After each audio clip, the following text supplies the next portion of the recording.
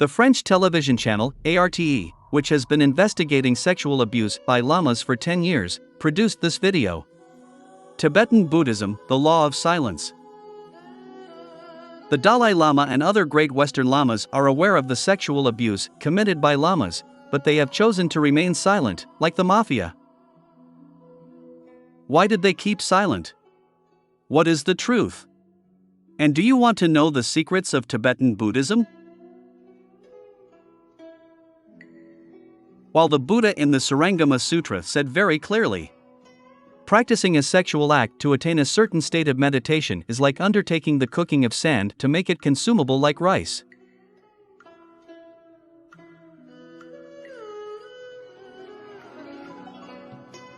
Therefore, if a teacher or guru, inviting you to perform a sexual act, justifies it with the idea that it will help you to attain a higher state of meditation, it is strongly advised that you get away from him as soon as possible, as it is obvious that he has no real knowledge of Buddhism.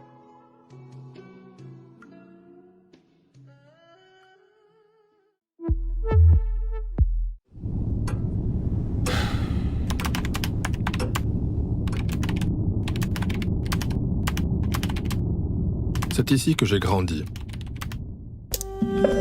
au cœur des gorges du Verdon, dans le sud de la France.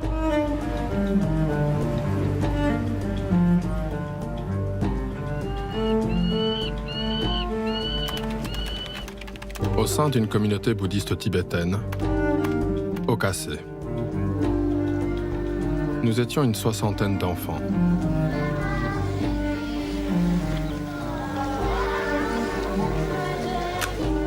C'est moi, là, sur la photo. J'avais 5 ans quand mes parents m'ont abandonné ici, dans ce lieu appelé Château de Soleil. Mon enfance a été rythmée par les prières et les prosternations. Je n'ai pas vu ma mère pendant plusieurs années. J'ai subi des coups, des privations de nourriture, le froid. Certaines jeunes filles avec qui j'ai grandi ont subi bien pire que ça. Des enseignements et des rituels qu'elles ont mis des années à qualifier de viol.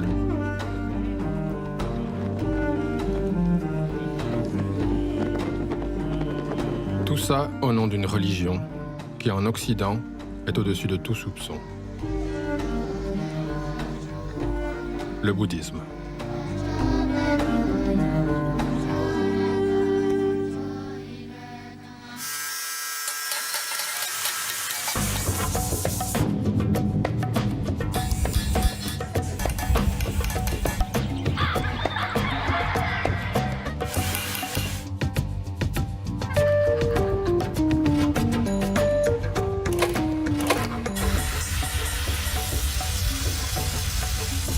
The 14th Dalai Lama received the Nobel Peace Prize.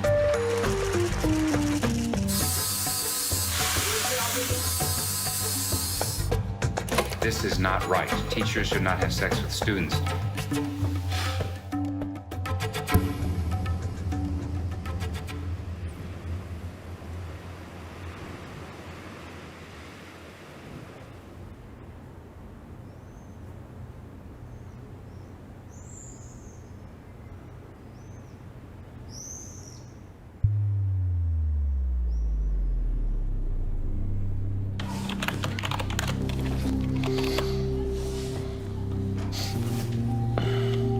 Je m'appelle Ricardo. J'ai maintenant 40 ans. Ça fait 6 ans que je me bats pour faire condamner notre ancien maître. Lama Kunzang, Robert Spatz, dans le civil. Robert Spatz est belge. C'est un des premiers occidentaux à avoir établi une communauté bouddhiste en Europe. C'est un enseignant reconnu du bouddhisme tibétain, un lama.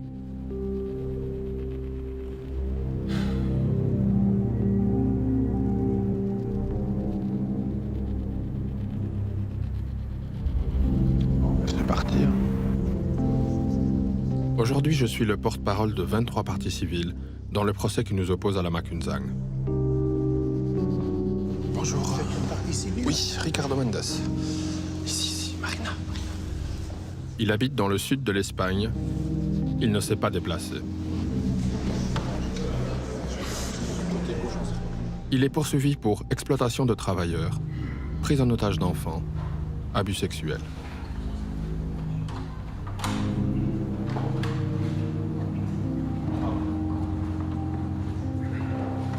Voilà. Je vous en prie, prenez place. Bien, nous allons donc reprendre avec l'audition de M. Mendez. Que souhaitez-vous mettre en évidence en ce qui vous concerne, par rapport aux déclarations que vous avez réalisées? Moi, jusqu'à ce que cette histoire occupe tous les recoins de mon esprit depuis ces dernières 4 années, moi, je n'avais aucune idée de la définition d'abus sexuel. Et donc, c'était ma hantise, c'était ma peur la plus totale, en fait. C'était, imagine que ces filles osent s'exposer et qu'on les détruise. Et donc, je me suis dit qu'il fallait faire un bouclier autour d'elles. C'était une démarche de, si on se met autour des personnes qui sont les plus à risque et qu'on expose nous-mêmes nos histoires, qu'on se met nous-mêmes à nu face à une cour, la vérité éclatera.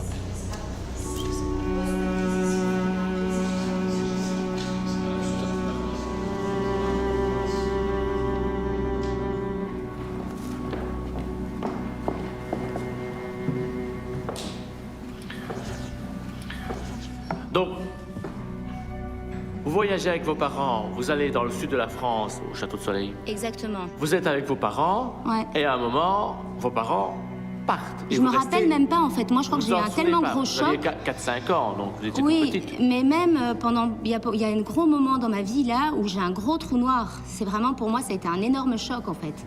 Est-ce que vous étiez éventuellement, à cette époque-là, soumise à des punitions? Est-ce qu'il y avait des restrictions alimentaires Dites-nous un peu. J'ai été beaucoup punie par rapport à la nourriture, donc si j'étais pas sage, eh bien j'étais punie, je pouvais pas manger, ou si j'avais bavardé, je pouvais pas manger, ou j'étais au pain sec. Donc, comme punition, vous avez souvent Été privée d'aliments. des restrictions alimentaires. Ouais. Il y a eu d'autres punitions? Des sévices corporels? Alors, moi j'ai reçu des baffes, mais moi, c'est fou, mais moi je pensais que c'était pas trop grave. Moi, j'ai vu des baffes tellement violentes données dans des cages d'escalier où l'enfant se retrouvait à se cogner contre un mur et se retrouvait en sang. Ouais. J'ai beaucoup de souvenirs d'images très violentes. Comment est-ce qu'on réagissait par rapport En fait, c'était à de la cette violence? C'était de la peur. Ouais. Vous avez bénéficié également, je m'exprime ainsi, d'enseignements particuliers avec M. Spatz, Oui. en ok. tête-à-tête. Oui. Est-ce que vous pouvez exposer la manière dont vous avez vécu ces enseignements? En fait, il a commencé à m'appeler pour des audiences privées quand j'étais assez petite et je le rencontrais dans sa chambre qui était en dessous de sa tour. Il m'a dit qu'il fallait que je me rende dans une petite tour qui était à l'arrière de ses appartements le soir, en toute discrétion, pour n'éveiller les soupçons de personne ou la jalousie de personne. C'est comme ça qu'il le présentait. Oui. Et qu'il fallait que donc je me rende dans cette tour le soir et que je l'attende. Ouais. Et que je m'y rende avec mon duvet parce que effectivement, j'allais dormir là quelques nuits. Puis je suis montée dans la tour et Spatz est venu plus tard le soir et il s'est assis et il a fait des prières avec moi. Et puis à un certain moment, bon, il a commencé à parler d'énergie spirituelle, etc. et à toucher mes épaules et en disant qu'il y avait des énergies qui traversaient mon corps et je devais les ressentir, etc. Et puis bon, il a dit que c'est mes vêtements qui bloquaient les énergies, il fallait les retirer. Donc je me rappelle m'être endormie dans la tour et en fait parce qu'il ne venait pas ou il venait et je me rappelle m'être réveillée parce qu'il était en train de me toucher les parties intimes. Il m'a dit de me coucher sur le sol nu et il a sorti une espèce de baume comme ça et il a commencé à me mettre de la baume sur les seins.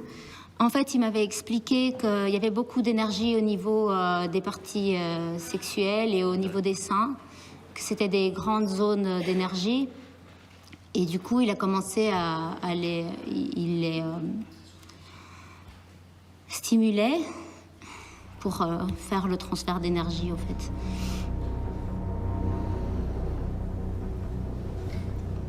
Spatz, lui, il a un éveil, donc il comprend tout, il est omniprésent, il sait ce qu'on pense, il sait ce qu'on vit, il connaît nos vies passées, notre bon karma, notre mauvais karma.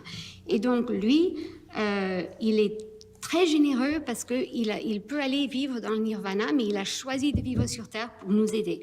Donc lui, il vit sur cette Terre horrible où tout le monde souffre, et il fait ça pour nous. Et donc, il nous dirige à faire des choses qui peuvent nous paraître injustes, ou bizarres, ou un peu folles, ou pas utiles. Mais il faut absolument suivre à la lettre, parce que c'est comme ça qu'on va atteindre les... Donc, si je vous entends bien, il faut suivre aveuglément ce que dit le lama. Il faut une obéissance aveugle. Oui. Moi, si j'ai été violée dans cette vie, Oui. c'est probablement parce que dans une de mes vies passées, j'ai été un homme qui a violé une femme. Voilà. Et donc, ma punition, c'est de renaître en tant que femme qui va être violée. Et maintenant, j'ai brûlé mon mauvais karma. Quelle chance pour moi. Et je suis un peu plus proche de l'éveil. Voilà. Donc ça, c'est ce qui vous était enseigné. Oui, voilà. J'ai décrit ce qui nous était enseigné. Ça, c'était l'enseignement de M. Spatz. Voilà.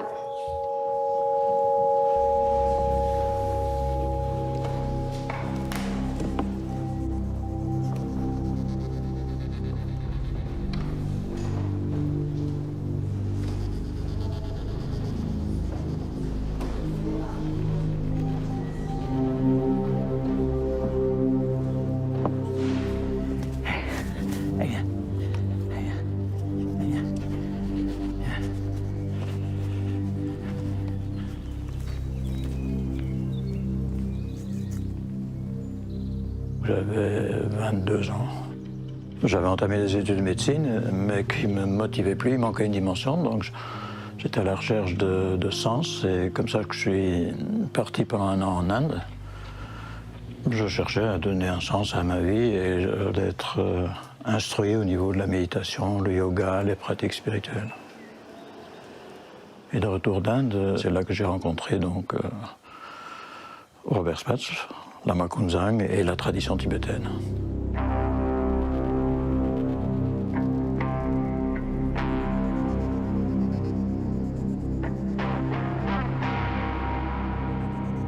L'essence même de l'enseignement de M. Spatz, c'était l'importance de la lignée. Depuis une lignée ininterrompue, depuis le Bouddha, Guru Rinpoche, et puis les grands maîtres actuels, qui quelque part l'avaient donné la responsabilité de créer cette école. Et donc c'était une antenne, première antenne en Europe, il en était très fier, une antenne directement reliée au monastère tibétain. Et donc quelque part tout le monde supposait que c'était sous la responsabilité et sous la protection de cette lignée. À mes yeux, il y avait là la garantie de l'authenticité d'un enseignement, et donc ça me motivait vraiment de m'impliquer dans cette école.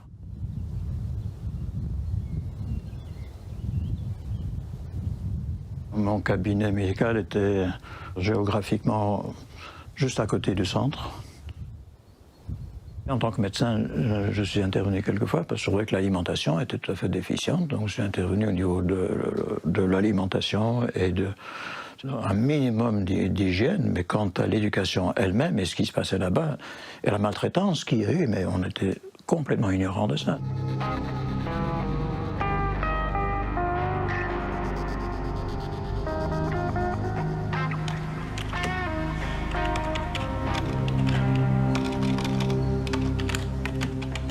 Enfant, je me rappelle avoir vu tous les grands maîtres du bouddhisme défiler auprès de Robert Spatz.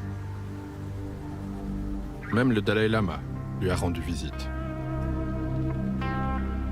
Pourtant, au cours de mon enquête, je suis tombé sur des images qui m'ont sidéré. Au début des années 90, pendant que nous vivions un calvaire avec Robert Spatz, une réunion était organisée entre le Dalai Lama et des maîtres occidentaux. Pendant des heures, ils ont parlé des abus sexuels et financiers au sein des communautés bouddhistes. Robert Spatz n'était donc pas un cas isolé.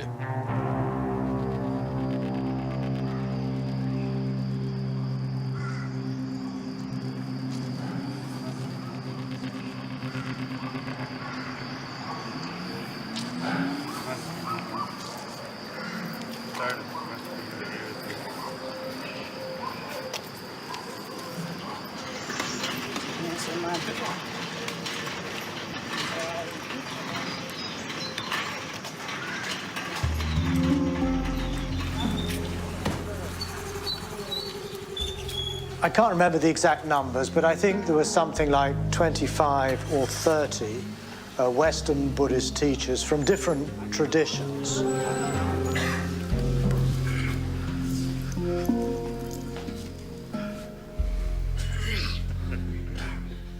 We met with the Dalai Lama, I think, about 7 or 8 times over 3 days. He was very generous with his time.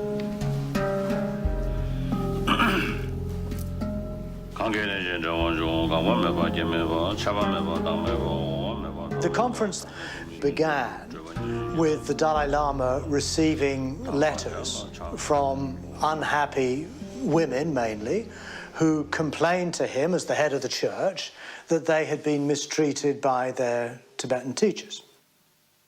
Il y avait les enseignants aux États-Unis, en Europe, qui étaient en fait soucieux du fait qu'il y avait plusieurs scandales sexuels, éthiques, qui commençaient à monter et qu'on voulait faire quelque chose.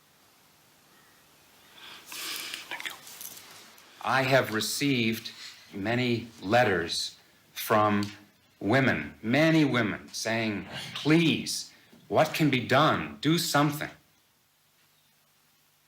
I also received some letter about sexual abuse, ethical issues, these things. Through every effort, we must stop this kind of situation. So then, how to stop? That's the question. We have to discuss. We just said that this is not right. Teachers should not have sex with students. But if Your Holiness could join in on that kind of statement, it would give enormous power to it. It would help enormously. I'm ready. Whether or not other people are going to listen, that's another question. I will shout. I can shout. That's better. The teachers won't listen, maybe. The teachers who are having sex and drinking, they may not listen. But the students, they'll listen. Yes. They'll listen to you. That will help. Tremendously. Then people can say no. If they know that it's wrong in your eyes, then people feel free to say no. Because you are giving a standard which people trust in. Right. Towards the end of this meeting, the suggestion was that we write an open letter in which we would present what we had reflected upon and what we had decided, and hopefully arrive at some kind of resolution. From March 16th to 19th, 1993, a meeting was held at Dharamsala between His Holiness the Dalai Lama and a group of 20 Western Dharma teachers. I was charged with writing up of the text of this letter. I read this paper back to His Holiness. In recent years, several Asian and Western teachers have been involved in scandals concerning sexual misconduct with their students. Students should be warned against the dangers of falling prey to charisma, exalted titles, exoticism. One better way of doing this is, instead of citing these points as if they were sort of summations of His Holiness's responses, rather we could present them as some sort of consensus that we arrived at. Actually, the reality also like that. Yes. Everyone participated. So everybody takes.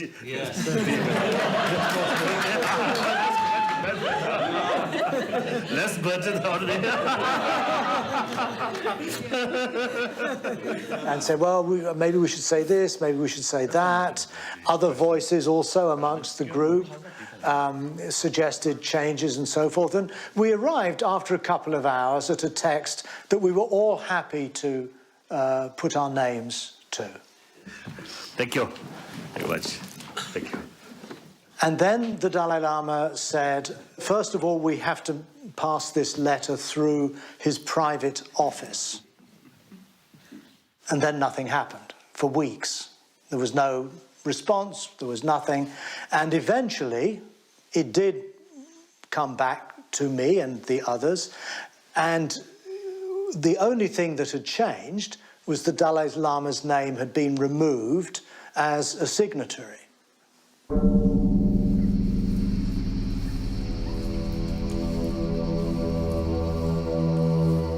Dans mes yeux d'enfant, le Dalai Lama était l'incarnation de la bienveillance. Pourquoi n'a-t-il rien fait? Je me suis rendu compte qu'il n'était pas seulement un chef spirituel, mais aussi un dirigeant politique. Ses priorités étaient ailleurs.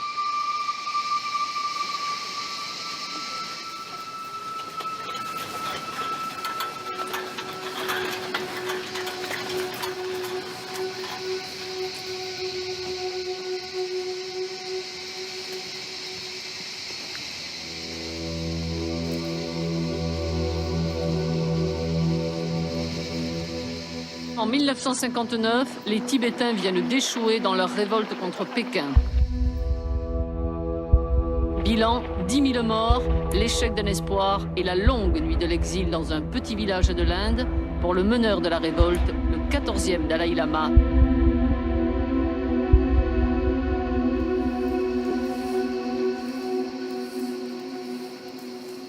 My name is Tenzin Gyatso. I served in the Office of His Holiness for over 40-something years. Came out of Tibet when I was about 6 years. 1959, His Holiness the Dalai Lama came into India along with thousands of Tibetans.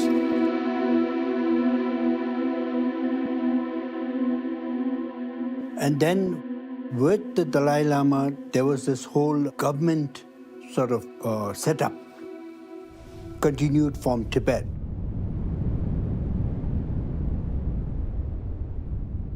I remember in the early 60s, it was the time when His Holiness made appeals to world leaders for the issue of Tibet to be discussed in the United Nations.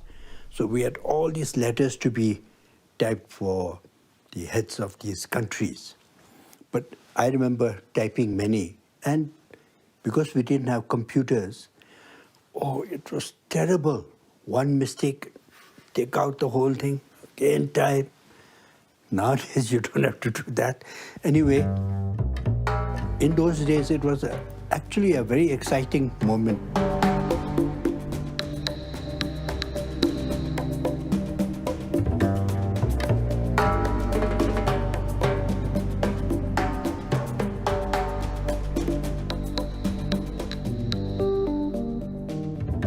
Il faut voir que le Dalai Lama est un homme politique et un homme religieux. Il y a toujours une dimension politique, surtout au début. Parce qu'ils arrivent du Tibet, ils sont en exil, on les a chassés, chassés en fait, vraiment pour chasser. Beaucoup sont morts. Et donc ils arrivent en Inde, il faut qu'ils trouvent leur place. Et il faut qu'ils aient des alliés.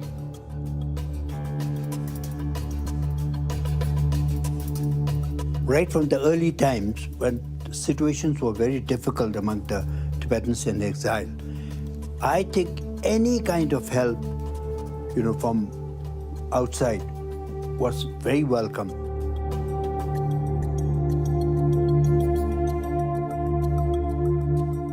They were in a critical situation. They needed sympathizers. If they're going to get the world powers to put pressure on the Chinese to let them go back to Tibet, they needed supporters from Western countries.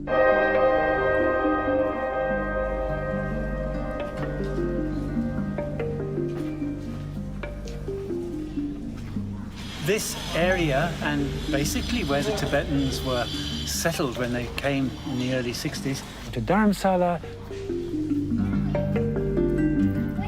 there were lots of these kind of buildings.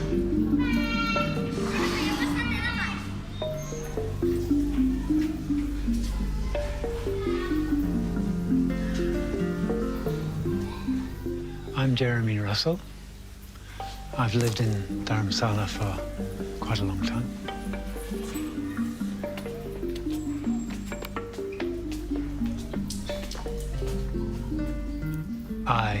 work for the Office of His Holiness the Dalai Lama. I prepare written documents in English.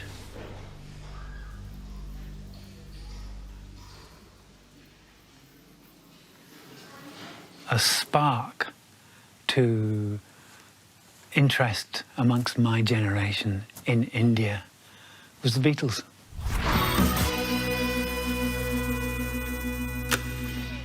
George Harrison brought the Beatles to India, and it, as I say, it provided a spark. It was an attraction. I was able to come to India twice overland. I didn't fly at all.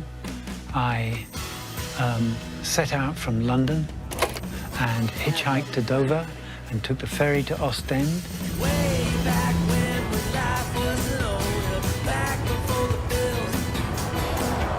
And from Salzburg, I was lucky to get a ride with a guy in a sports car all the way to Istanbul.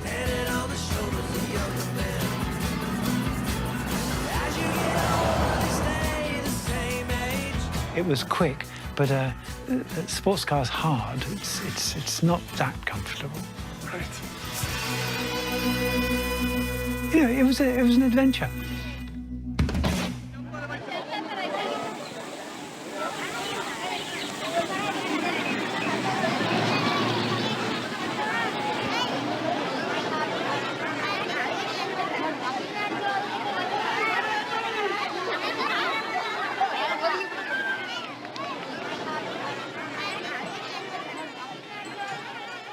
Westerners are very inquisitive. They want to go, they want to explore, they want to find things, you know. For example, in Dharamsala, it's very interesting. In the initial stage, it was mostly the hippies, you know, who were not interested in Buddhism, but just to go to new places and, you know, go after hashish and LSD or whatever, things like that. But then some of them have also, you know, inquisitive mind. So then gradually less and less hippie and more, you know, foreigners who really wanted to explore and find out Tibetan culture and Tibetan Buddhism.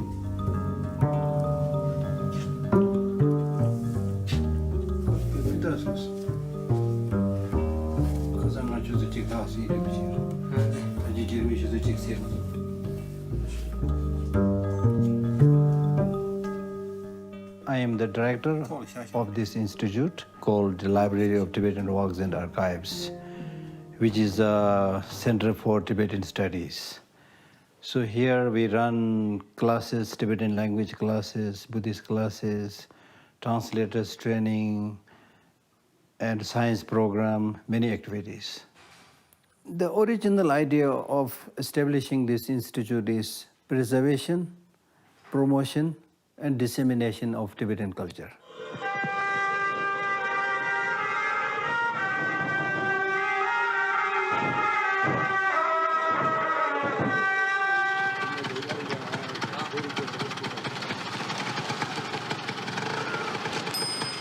There were no travel guides in those days. There was a little bit of travellers' information passed on in loose sheets. And I saw a note that there were classes, meditation classes and lectures on Buddhism at the Library of Tibetan Works and Archives in Dharamsala. I thought, this is something I'd like to do. I didn't know anything about Tibetans at that point. I knew nothing about Buddhism, but somehow that caught my eye.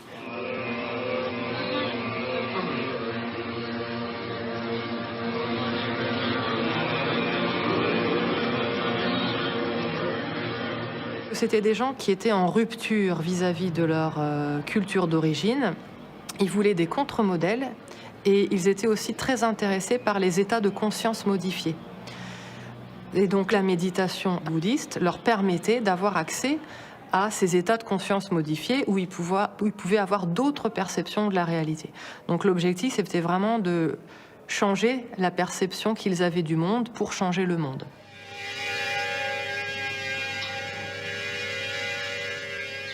die Suche nach Wahrheit, Weisheit, Wissen, nach mir selbst.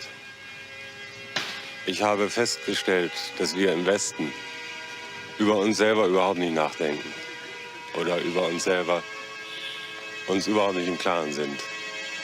Wir sind nach außen gerichtet. Wir wollen Autos, Macht, Geld, Fernsehen. Wir wollen reisen, wir wollen immer nach außen gehen. Und wir kümmern uns nie darum, was in uns selber passiert.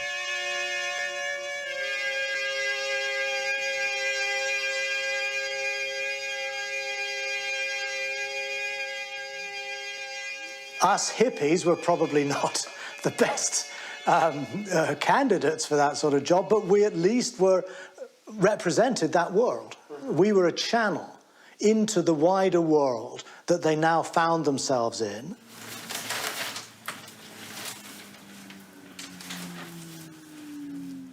For many who maybe even just studied or had contact with Tibetans for a year or two only, not too long, it was enough for them to have some kind of a close feeling for the Tibetans. And once they left Dharamsala, all involved with either some Dharma center or some Tibet support group.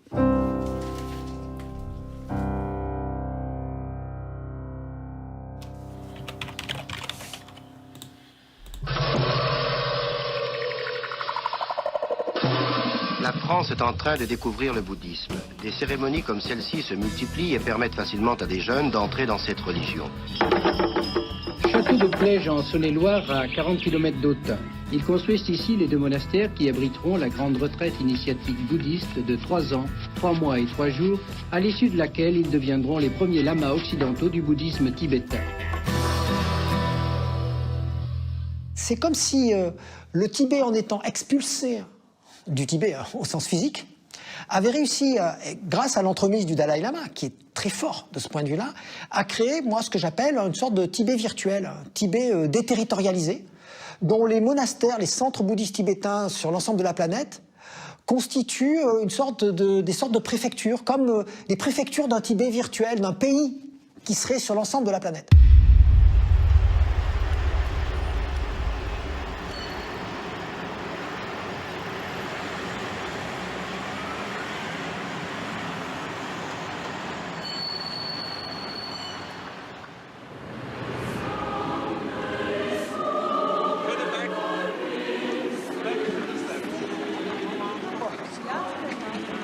Et là, d'un seul coup, il a réalisé qu'il pouvait lier la dimension politique, la dimension spirituelle et la dimension culturelle. C'est-à-dire sauver la culture tibétaine grâce au désir spirituel des Occidentaux et aussi utiliser le désir spirituel des Occidentaux pour faire pression politiquement sur la Chine.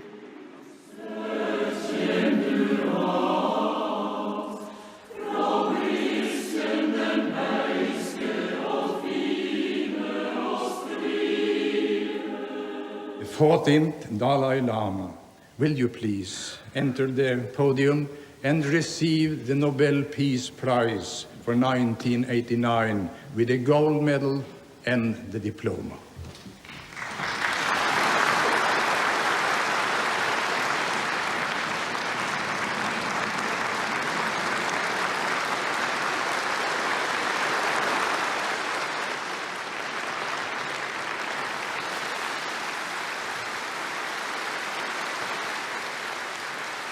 When the Dalai Lama won the Nobel Peace Prize, that certainly catapulted him to international celebrity.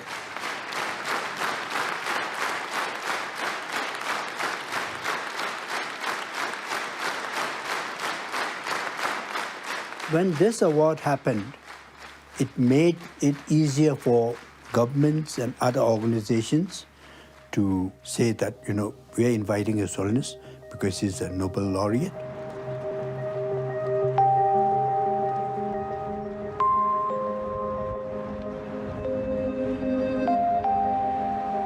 Chez les bouddhistes, la branche tibétaine est minoritaire. Et pourtant, c'est de loin celle qui s'est le mieux exportée chez nous. Ce succès est surtout dû au Dalai Lama, qui en quelques années a réussi à se hisser au rang d'icône. Tout le monde veut sa photo avec le chef tibétain.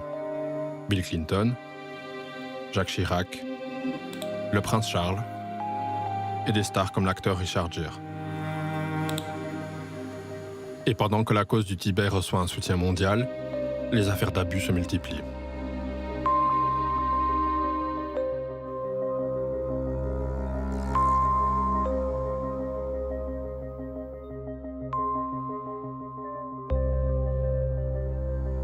En fait, partout dans le monde, les maîtres mis en cause prospèrent, sans contrôle ni sanction. Et certains montent même des empires, comme Sogyal Rinpoche, un Tibétain exilé en Europe, longtemps considéré comme l'un des maîtres les plus influents du bouddhisme tibétain.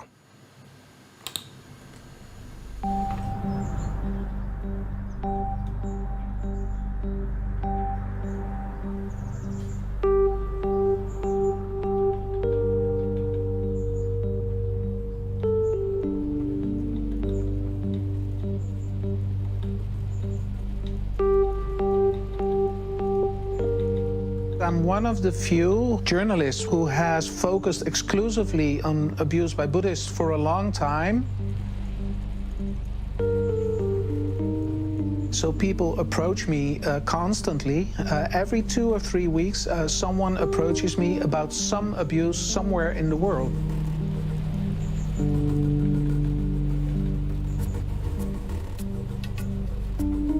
Sometimes those people have been abused themselves, sometimes they have been witnesses to abuse, and they try to involve me in their case.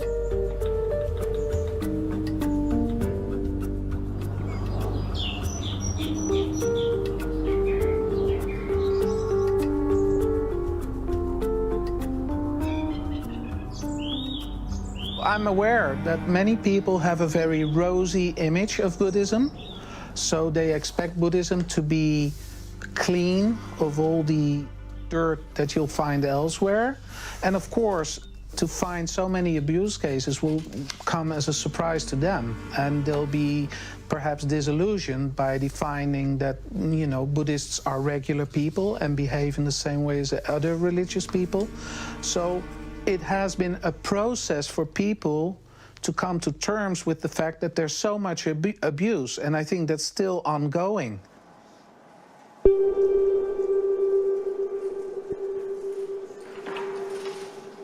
At the time, I was approached by 2 women who actually were courageous enough to stand in front of the venue where he was speaking and asking people to think about the abuses that were happening. And these 2 women reached out to me because they hoped I would publish the story of their protest, which I did.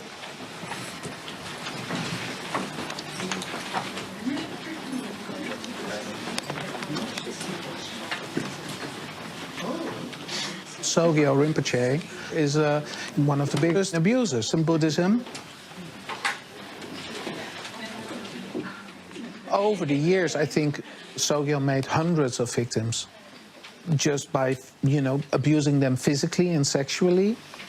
And I'm not even including people who were worked until they dropped for nothing. This has been going on since the mid-1970s until the late 2010s, so that's a long period of time.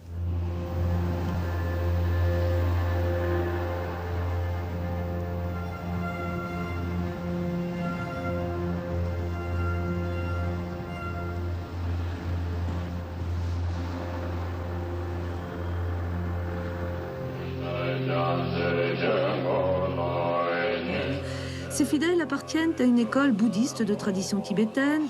Ils sont membres d'une association internationale appelée Rigpa et fondée par le lama Sogyal Rinpoche, né et formé au Tibet, mais aussi à Cambridge. Ça fait plusieurs années que je suis en Occident et donc je commence à connaître un peu les conditions de vie ici. Et ce que j'enseigne, ce n'est pas le bouddhisme tibétain, mais j'essaye plutôt d'enseigner la sagesse de l'enseignement du Bouddha. Et j'essaye d'aider les gens. Je ne dis pas que j'ai réussi, mais au moins j'essaye.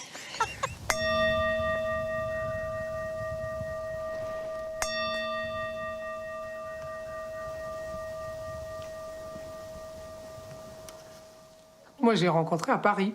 J'étais à une grande conférence où on était à peu près 60-80 et il y avait ce jeune lama là, qui s'appelait Sogyal Rinpoché et qui parlait anglais très très bien et qui était très dynamique et très très percutant sur finalement aussi les excès du matérialisme, voilà, tout, un petit peu l'échec de la société occidentale dans sa recherche du bonheur, et puis voilà, une vision spirituelle de l'existence surtout, mais très appliquée, très concrète, très, très branchée sur le monde moderne. Ouais. Et c'est ça c'était vraiment assez extraordinaire à l'époque. Hein.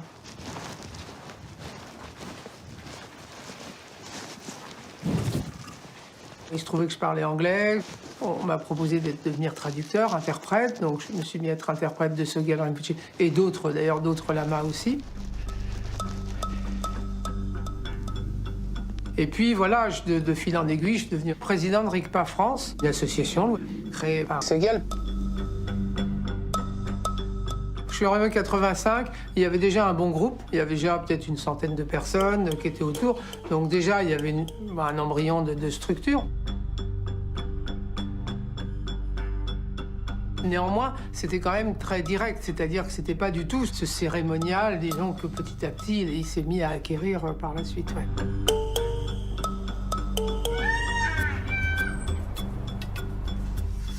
Sogyal, at some point, wrote a book, or at least had a book written for him. And the Dalai Lama wrote a foreword to that book, so the book became a bestseller. And those tiny organizations grew bigger and bigger.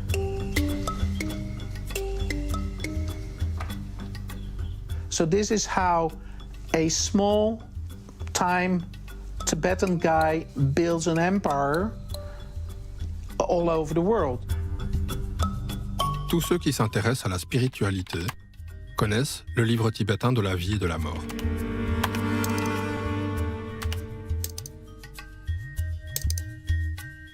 Comme beaucoup de gens, j'ai moi aussi été fasciné par le texte et intrigué par son auteur.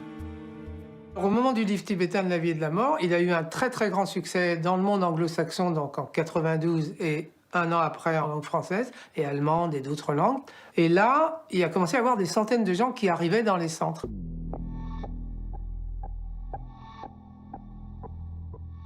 Il y avait, disons, une dizaine de pays où il y avait vraiment des centres importants, dont les États-Unis, beaucoup de pays d'Europe occidentale, l'Australie, l'Inde. Et puis après, il y avait des antennes aussi dans quelques autres pays. Sogyal Rinpoché était un excellent entrepreneur. Vraiment excellent. C'est un peu le start-upper du bouddhisme tibétain, si vous voulez.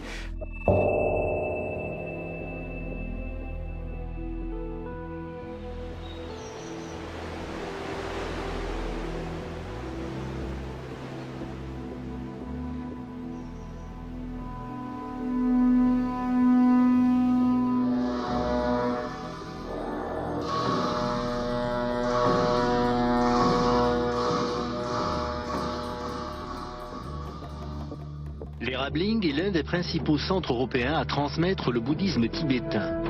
Ce centre de retraite a été fondé en 1992 par Sogyal Rinpoché, auteur du livre tibétain de la vie et de la mort.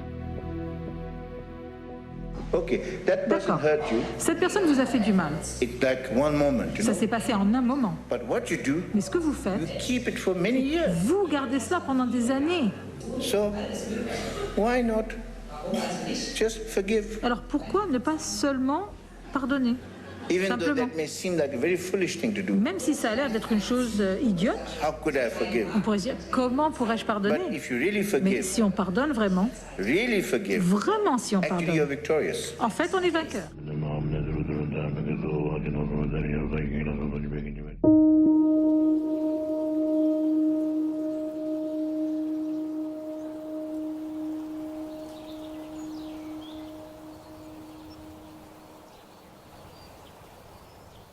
L'Erabling is beautifully situated. It's very impressive, the temple. The surroundings, the nature there is really beautiful, the hills. Welcome to the family. That was the general feeling.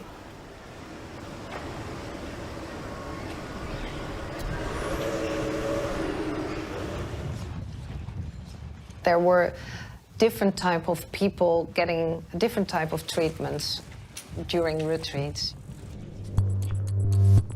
The normal students and retreatants were told that the right way of living is a life where you renunciate material goods. And then there was the life of the inner circle and the lamas and the VIPs, which was one of luxury, good food.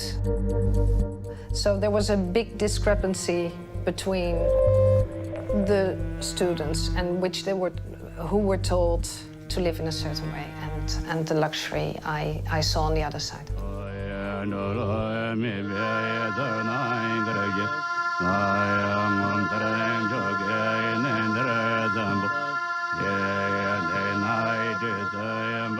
Men and women in the inner circle had a task that was taking care of Sogyal, and it was clear that the most beautiful girls were with him almost day and night.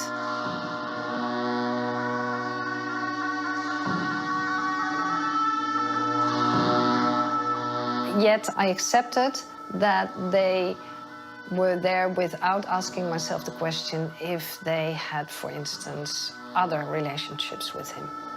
These girls were called the Dakinis.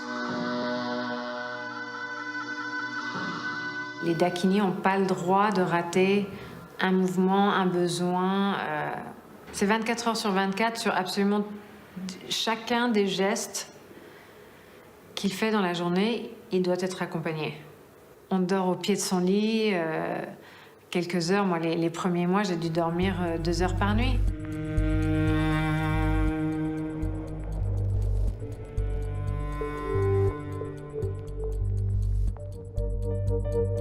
Il avait soit besoin d'aller aux toilettes, soit besoin de manger, soit besoin qu'on lui gratte le dos. Il fallait le laver, il ne se lavait pas seul. Il était assisté dans toutes ces tâches. Je pense qu'il n'y en avait aucune qui faisait de manière indépendante. Pour faire une promenade, c'était une organisation comme monter l'Everest. Il fallait plier un certain nombre de mouchoirs de manière très exacte et les avoir sur soi. Et avoir sur soi un sac avec un gratte d'eau, des prières, des biscuits, une bouteille d'eau, un t-shirt de rechange, un slip de rechange, et marcher très lentement avec lui jusqu'au lieu de destination où, une fois arrivé, il était dans un état d'exaspération totale parce que tout ce qui demande de l'effort pour lui était quand même très enrageant, il était très impatient.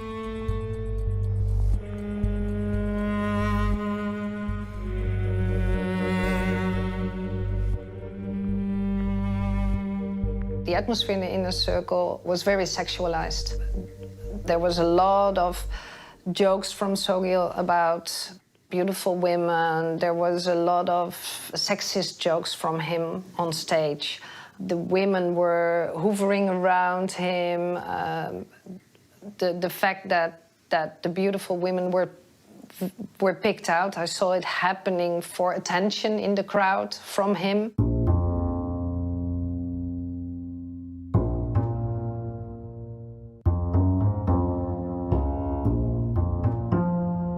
Slowly but surely, I understood that the beautiful women around Sogyal were having sexual relationships with him.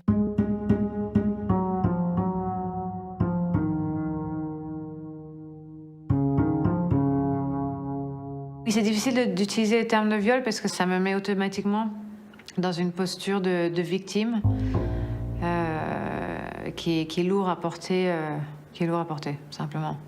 Mais oui, c'est un viol, c'est un gros vieux avec l'autorité qui ferme les portes à clé et qui s'impose et qui menace.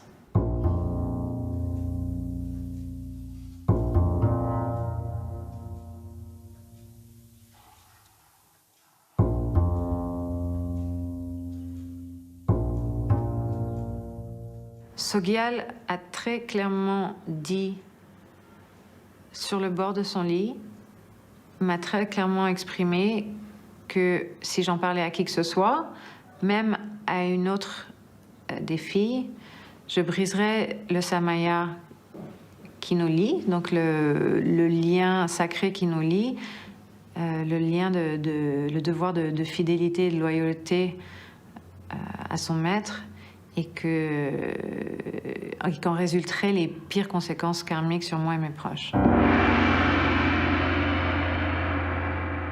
Quand Sogyal demande à ses disciples, et notamment ses disciples femmes, de devenir ses concubines, donc d'avoir des relations sexuelles avec lui, il ne faut pas s'imaginer que c'est une dérive par rapport à la norme du bouddhisme. Ces choses-là existent dans le bouddhisme tibétain tantrique, donc d'origine hindoue. Elles existent et il y a des textes qui parlent de ces rituels sexuels. Il y a aussi la notion de moyens habiles, les upayas, selon lequel un maître, pour convertir au bouddhisme quelqu'un, peut employer tous les moyens possibles, y compris la violence, y compris le mensonge.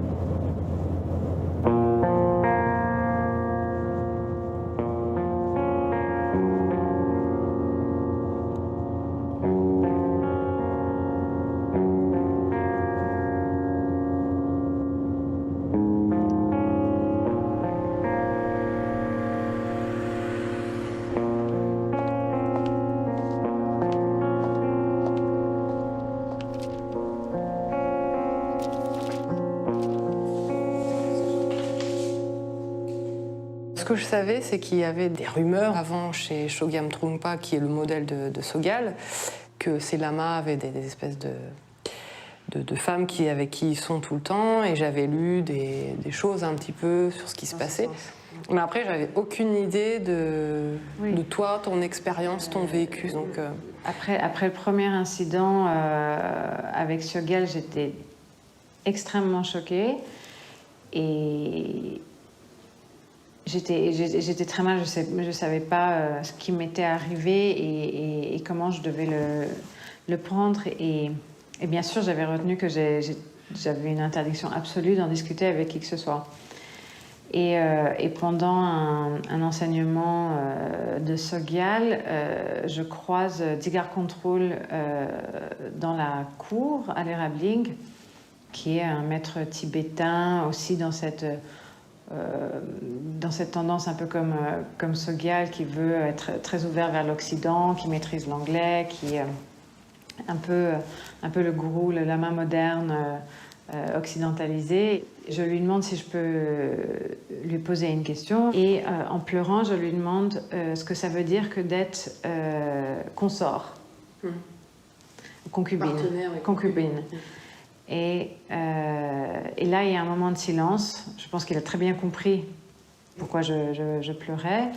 Et il m'a simplement répondu, c'est une très très grande chance quand on peut avoir cette relation avec un maître. Donc encore une fois, c'était un maître qui a vu, qui était témoin d'une souffrance et qui s'est complètement défaussé. Ça correspond beaucoup à ce que j'avais lu par ailleurs sur ce qui se passait dans l'entourage de Trungpa et dans l'entourage de Sogyal.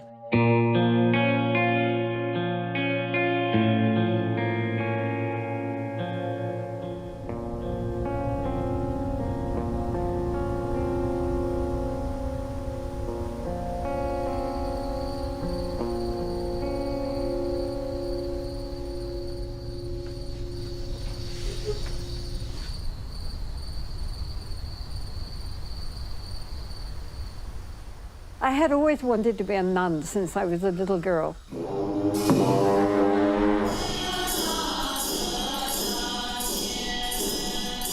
But I didn't really believe in Christianity, so I couldn't see how I was going to be a nun, but I always knew I was going to be. Then I realized that the Buddha Dharma was the most important thing in all the world.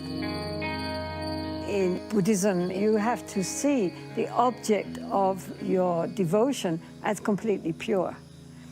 But the problem comes that it also puts all the power in the hands of the guru and totally disempowers the student and therefore it is open to corruption. If the guru is not perfect, then giving them everything is very dangerous. And this, unfortunately, is what we see, that they misuse that devotion, they misuse that power.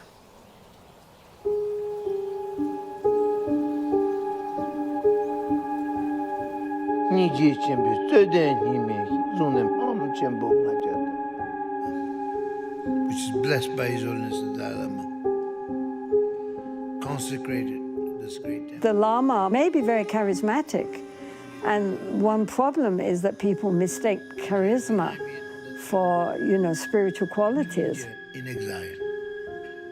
I wrote that announcement.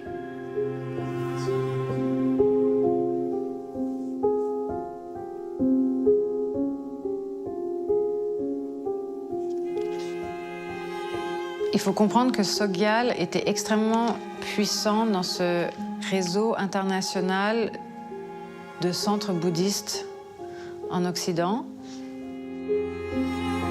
Et quand des conférences étaient organisées autour du Dalai Lama, où tous les maîtres tibétains étaient conviés, Sogyal avait toujours une place d'honneur.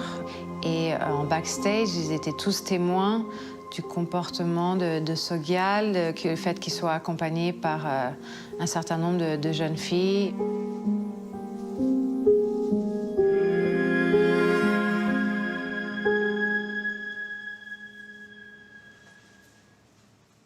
There were people in higher places who absolutely knew what was going on and not only ignored it, but also found reasons within what they were taught was Buddhism to reason it away for themselves.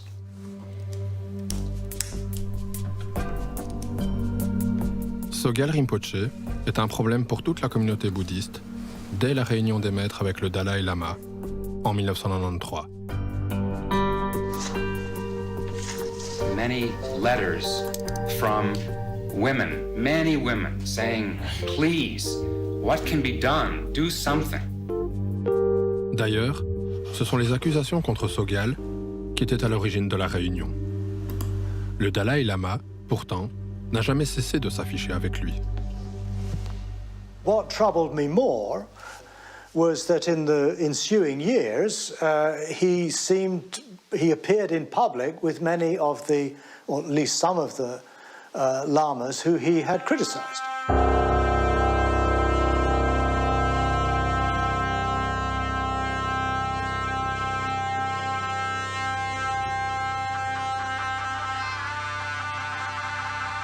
And thereby gave them legitimation. For many of us, we felt was somewhat of a betrayal. He would appear in public at the opening of Sogyal Rinpoche's big center in France, and yet knew perfectly well what was going on behind the scenes between Sogyal and some of his women students. If I say in English, they're all political leaders, artists, great actresses, and many, also a friend of yours. No, he's there. Many of them. Right. No.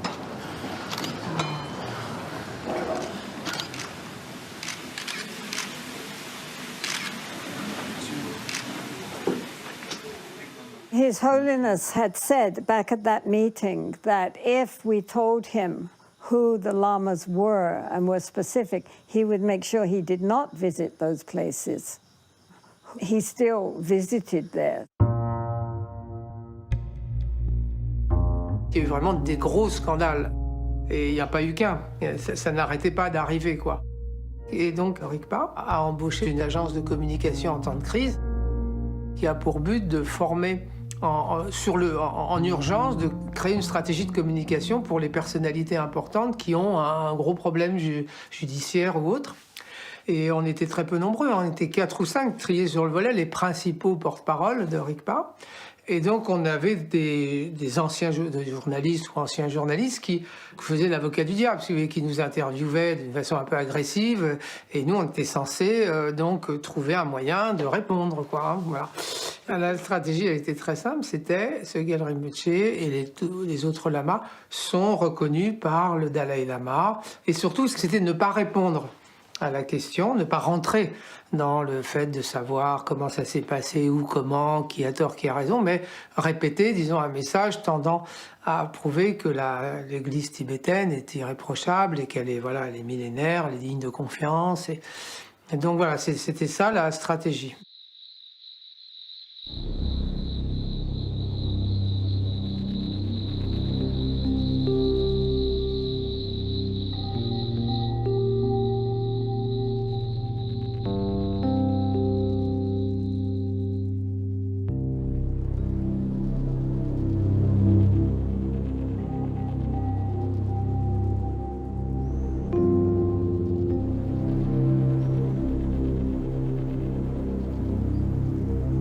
Mais il n'y a pas que le Dalai Lama qui est invoqué comme caution. Dans notre procès contre le gourou Robert Spatz, j'ai découvert que tous les représentants du bouddhisme tibétain étaient utilisés comme des gages d'authenticité.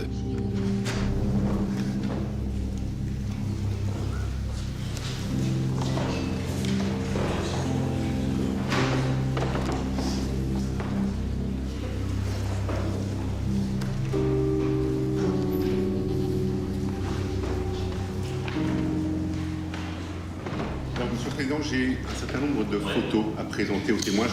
La première photo, est-ce que vous pouvez commenter ces photos, éventuellement les situer dans le temps? C'est le Dalai Lama a visité Bruxelles à ce moment-là. Et là, madame, il s'exprime en quelle langue? En anglais, je pense. En anglais, oui. En anglais. Qui traduit les propos du Dalai Lama? C'est Monsieur Spatz qui est juste là à côté. Assis là. Ouais, d'accord, effectivement. Il a traduit tous les propos? Oui. D'accord. J'étais assis en face, en fait.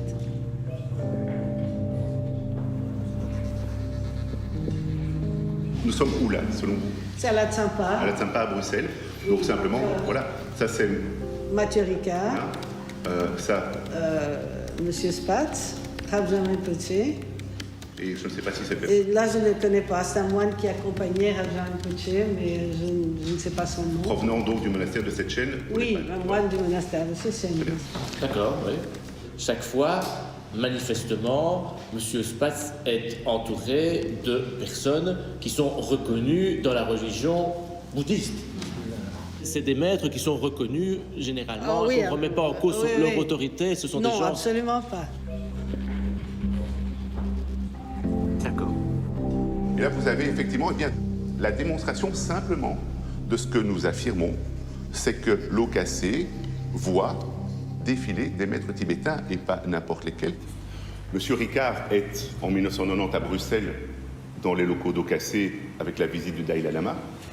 Monsieur Ricard est à Nimadzong à diverses reprises, assiste à des enseignements de maîtres tibétains, éventuellement à des enseignements de Monsieur Spatz.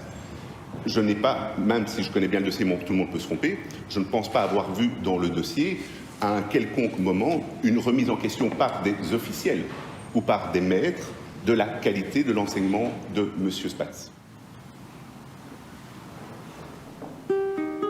En tout cas, pas de la part de Mathieu Ricard. Mathieu Ricard, c'est l'interprète français du Dalai Lama, l'une des voix bouddhistes les plus écoutées au monde. Nous lui avons écrit plusieurs fois.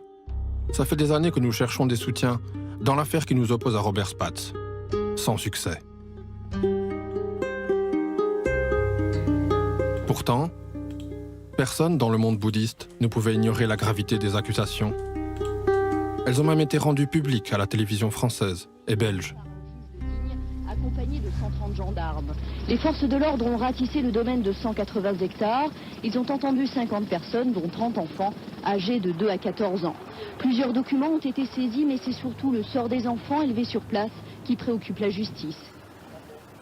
En 1997, le monastère de Château de Soleil, où j'ai grandi, est perquisitionné par les gendarmes, ainsi que les autres centres de la OKC. Après plusieurs plaintes en justice, Robert Spatz fait de la prison préventive. Pendant des années, les accusations restent qualifiées de rumeurs et sont balayées d'un revers de main.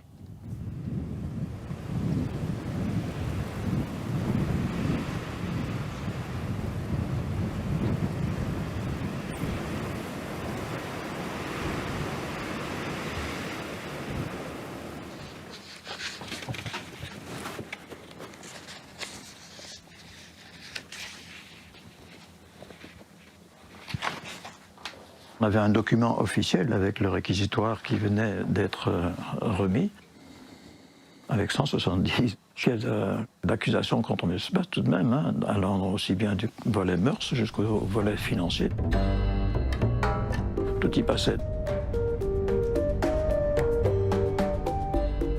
Donc je leur ai remis en main propre, en 2010, une mallette avec les 42 pages, je crois, du réquisitoire du procureur du roi.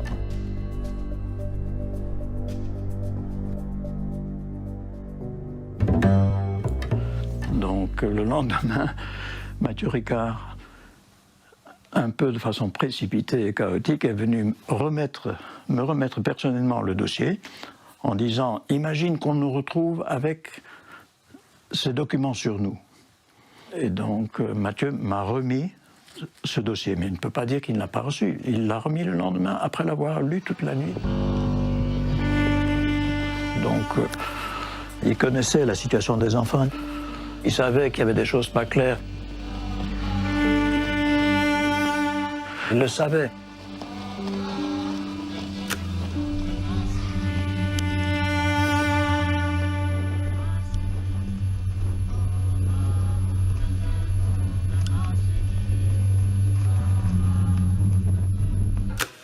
J'ai trouvé autre chose qui explique le refus des autorités tibétaines de nous venir en aide.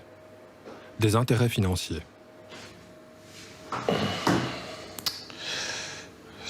Robert Spatz, notre ancien gourou, a versé au moins 100 000 $ à l'un des plus importants monastères du monde bouddhiste. Et pas n'importe lequel.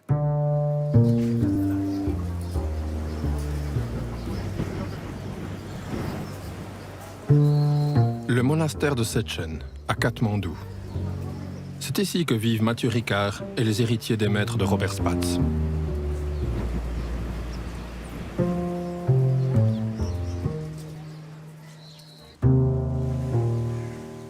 À l'attention de Haut Cassé. Messieurs, nous vous remercions beaucoup de l'aide que vous nous avez apportée jusqu'à ce jour pour la construction du collège d'études philosophiques attenant au monastère de Setchen à Katmandou. Afin que les travaux puissent se poursuivre, nous vous serions très reconnaissants de bien vouloir nous faire parvenir la tranche suivante de votre donation au compte suivant.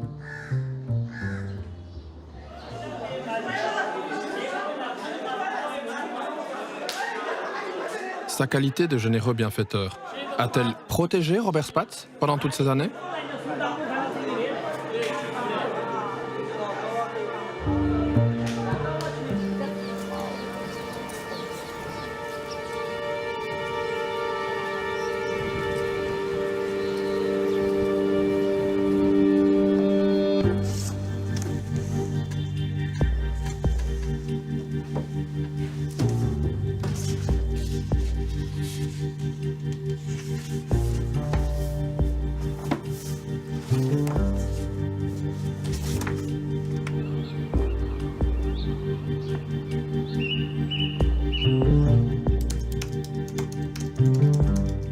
Tibetans are looking for sponsors all the time. And, you know, it's basically a beggar's economy. They're refugees, they have no real sources of income other than their religion. So there's a financial codependency between the exiles in India and the wealthy Tibetan lamas in the West. Tout ce qu'on pouvait gagner, il fallait l'offrir.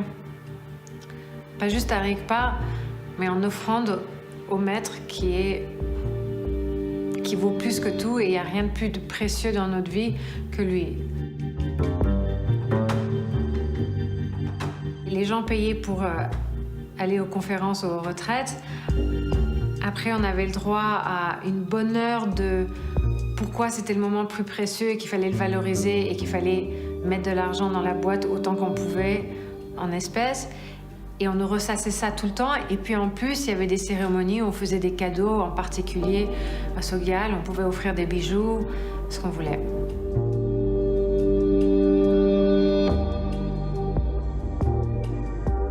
En 2014, lors de la grande retraite des anciens étudiants, donc en mois d'août, on était 600 de tous les pays pour un mois. Et il nous a dit, je vais vous donner des enseignements très secrets, mais il faut faire de très grandes offrandes. Pour cela, c'est la tradition. Donc chacun vraiment sort son portefeuille et s'apprête à faire une offrande substantielle. Et il dit, je la veux en cash. So accordingly, Ngurah Rinpoche was born. It is said that the great... J'organisais aussi des levées de fonds et à la vente aux enchères à Londres où un morceau de toast récupéré dans la poubelle de Lady Di avait été vendu aux enchères avec succès, m'avait beaucoup amusée et je me suis dit, on va faire la même chose avec Sogyal. Il a un tas de cochonneries dont il pourrait vraiment se débarrasser. Comme j'avais un peu la responsabilité du ménage aussi. Et ça a eu un peu de succès parce que tout le monde avait envie d'avoir un morceau de Sogyal. Donc on a vendu des slips troués, je sais plus, il y avait des lunettes, des chaussettes, vraiment tout et n'importe quoi, vraiment de la déchetterie de la poubelle de Sogyal.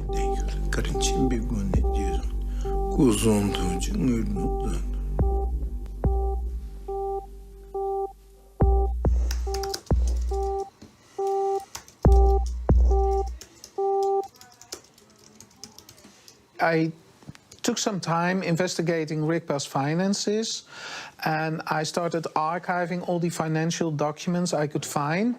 And I retrieved financial documents of 14 Rigpa organizations worldwide in a period between 2012 and 2019. So I put the numbers together, and those 14 organizations of Rigpa collected some 58 million euros altogether. I was a monk. I carried like 60,000 euros and gold, into Delhi. It's definitely like a mafia. If you're going from anywhere to India or to Nepal, then they want to know, and they actually actively seek that information during retreats. You could help Sogyal by taking some luggage for him. And I had to carry this super hot jacket, like a leather, not shiny leather, like a suede jacket or something that I'm scared to take off. Sogyal, he would phone me and say, you have it? Okay. Don't lose it or you die, or something like that. If you lose it, don't come back. Don't fuck up. I was scared when I went through the customs thing. It was money donated by students at a retreat. It was for building in a monastery, which is up in the mountains.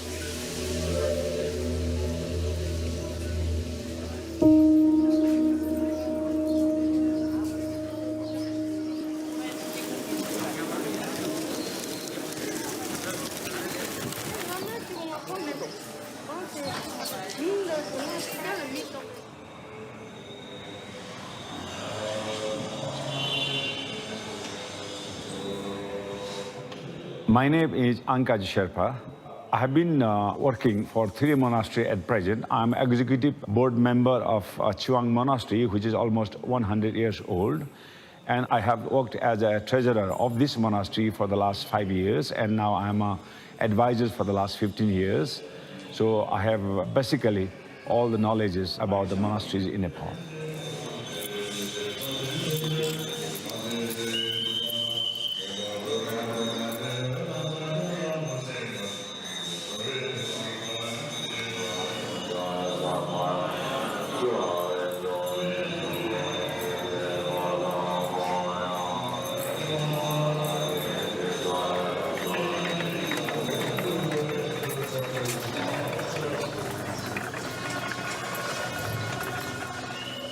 Before, we had a very small monastery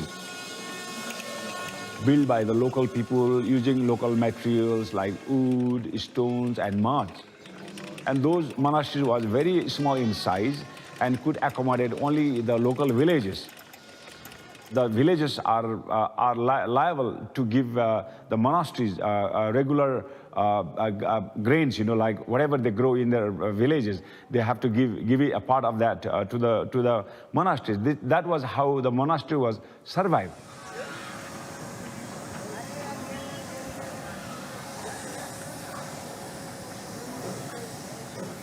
Without the fund of the Westerners, physically it would have not been as large as you see these monasteries, And when the facilities are enlarged and more young people are motivated to the monastic education,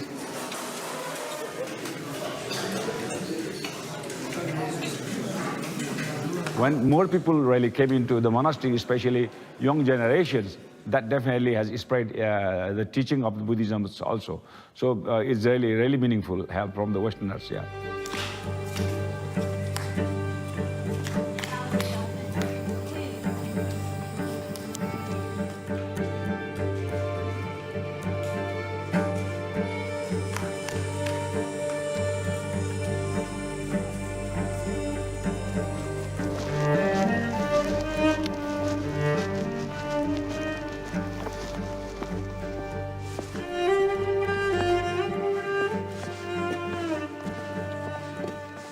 Ça a été quand même assez difficile pour moi d'accepter l'idée qu'un grand maître, qui a une très grande capacité d'enseignement, en même temps puisse être un peu déviant, quoi. Voilà. Ces choses-là, quand même, mettent un petit peu de temps avant de... Quelque part, c'est triste à dire, parce que ça ne devrait pas être comme ça, mais mettent un peu de temps avant vraiment d'infuser et donc on se rend compte que c'est très grave. Et là, bon, j'ai commencé quelque part à me dire que, voilà, que j'allais partir. Ce que j'ai fait dans le courant 2014. Et beaucoup, d'ailleurs, ont attendu 2017 pour vraiment se rendre compte de l'énormité de la situation. Parce que c'est en 2017 que le Dalai Lama, sous la pression, a reconnu les faits publiquement.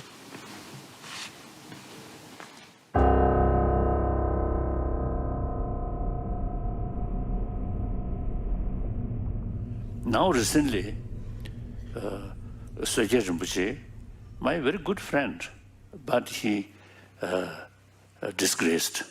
So some of his own sort of student now publicly sort of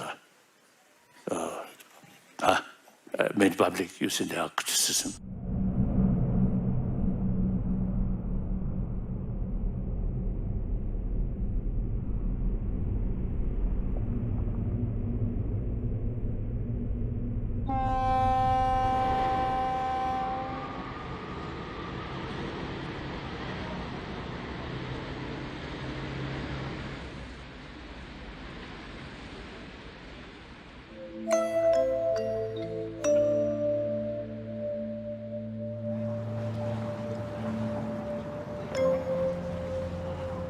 En septembre 2018, le Dalai Lama est en visite en Europe. Avec d'autres victimes, nous saisissons l'occasion. Nous obtenons un entretien avec lui dans la suite qu'il occupe au dernier étage de cet hôtel. J'ai enregistré la conversation.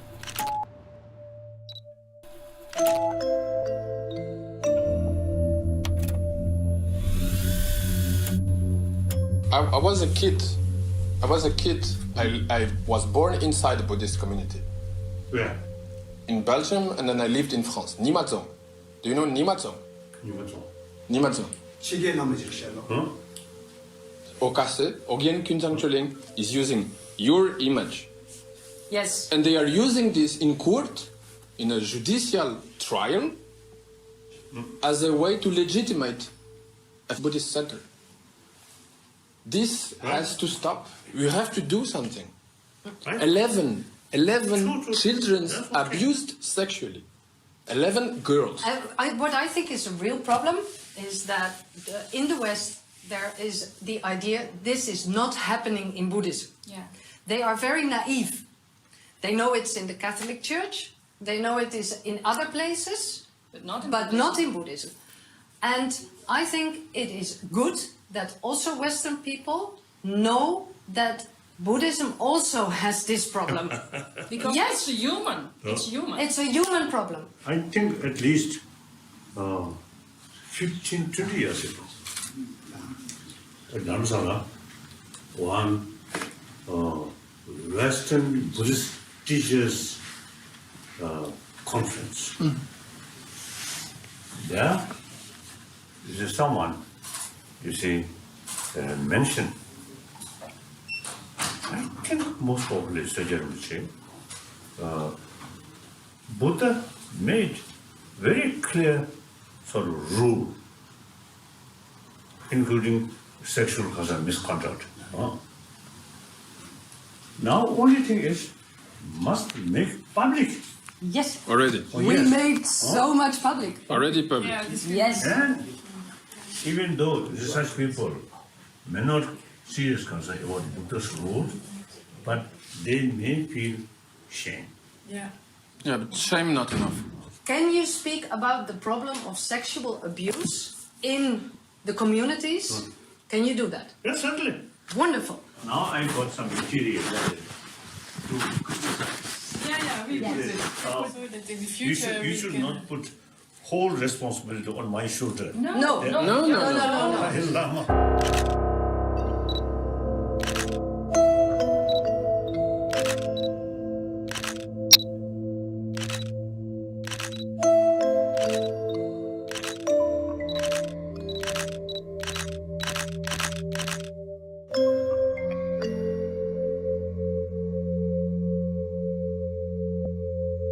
Au cours de cet entretien, une victime raconte au Dalai Lama son expérience avec un gourou encore en activité.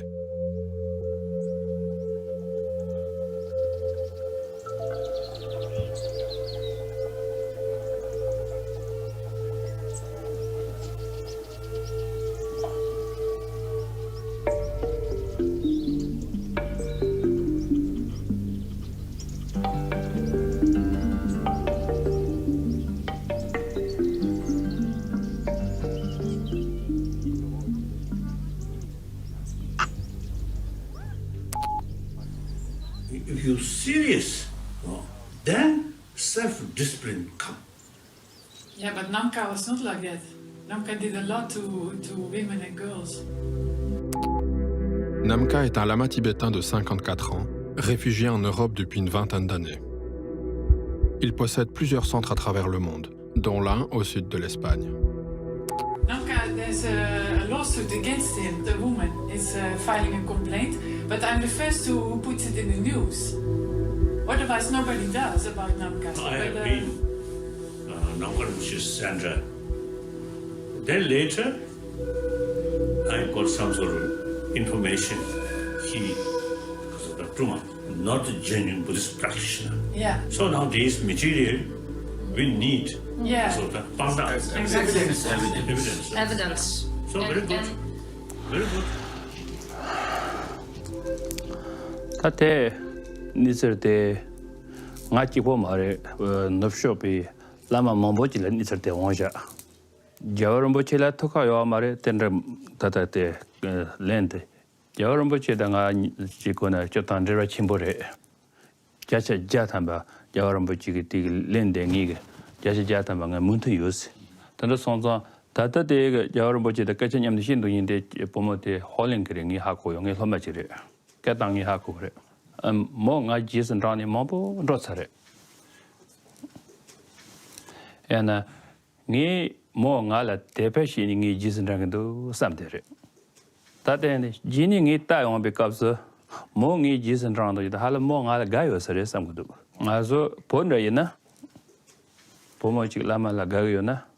Kaze nga cho la gayo. Oh, garigon shero chis. 아니 뭐 라마티가 있나 인스 만나면서 너쇼니 때문에도 잡로니 칼레 시 탑시다 요서래 아니 탑시 마토나 측바자니데 좀 두야래죠 엄마 loma la kacha shetan, loma la jira shetan. Ten nupshok big simkum dan koryugla nunju momboshi ja hamako shashok tawara kuni. The bajar yana tela ani nyamle momboyore inane tinini ani goya kashi jerkab go chumla mannoba mi simkom la pentopa tandrala injimichi go tgul samdus the martoba ani yordan tu go chumla garda yopa ani lapardo nubshogba ani mi simkom la mandrova. Après une plainte en justice en Suisse, plusieurs signalements auprès de son administration, le Dalai Lama n'a pas réagi. Namkha enseigne toujours le bouddhisme tibétain.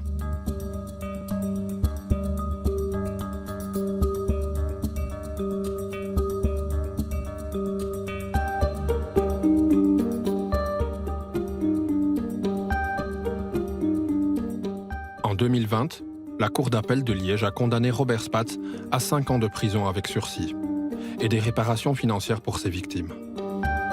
Il s'est pourvu en cassation.